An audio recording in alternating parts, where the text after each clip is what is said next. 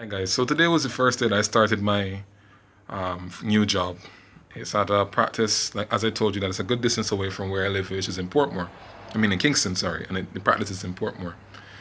So went there, took a bus as usual. As I told you, I sold my car, so I went to the practice. It's very, it's not posh, but I must say that there's a drastic difference in the caliber or the type of patient that is seen at that practice. I'll give you an example.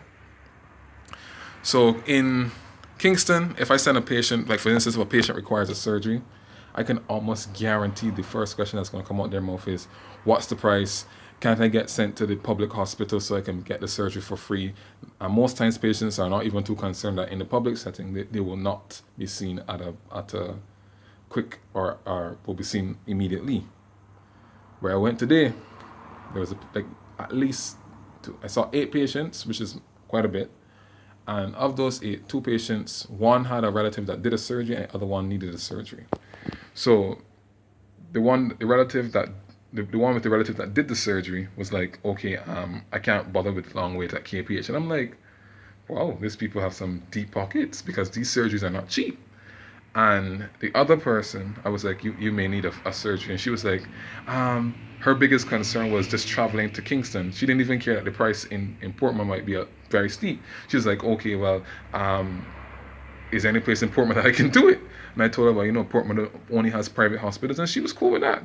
And that's just showing you something that I've been saying for quite some time. You have to know your market, or your consumer base.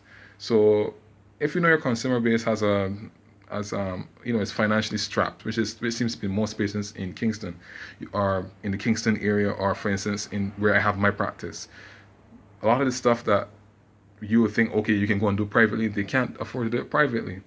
But if you check like where I went today, that consumer base, they are so accustomed to paying to go privately because they know full well they'd rather not have to travel back and forth to go to Kingston and come back up to Portmore, which is, like I said, a good distance. It's about an hour drive.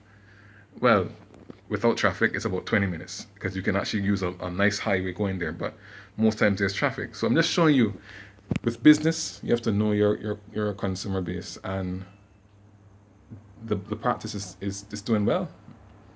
I mean, it's not like 50 and 60 patients per day, which is what I would consider an excellent practice, but it's seeing patients. It seems to be doing well because it's been open for quite some time. That's my dog in the background. Apologies. So, yeah.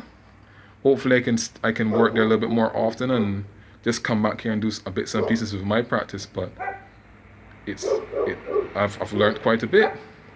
Another thing too, their practice offers it offers contraceptives. For instance, the 3-month injection, which is Depo-Provera. Practice also has a lab.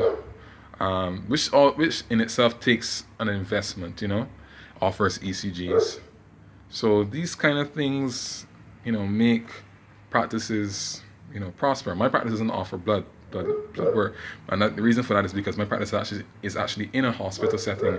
So there's a hospital, and the hospital has a lab, and then next door to my practice is a lab. So for me to open a lab would make no sense because I'd just be competing with 2 labs.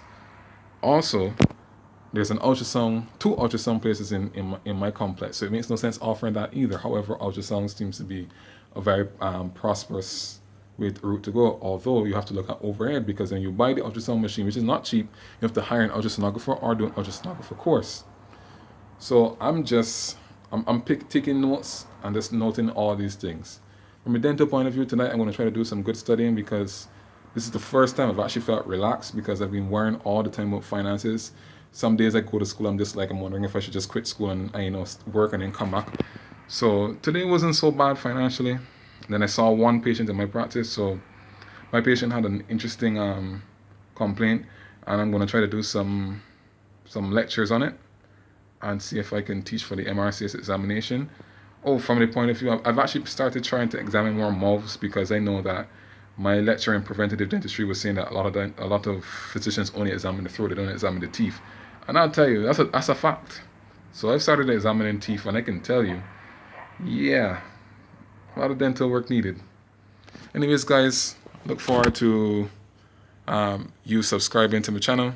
And those that are already on the channel, thanks for watching. I'll hear you later.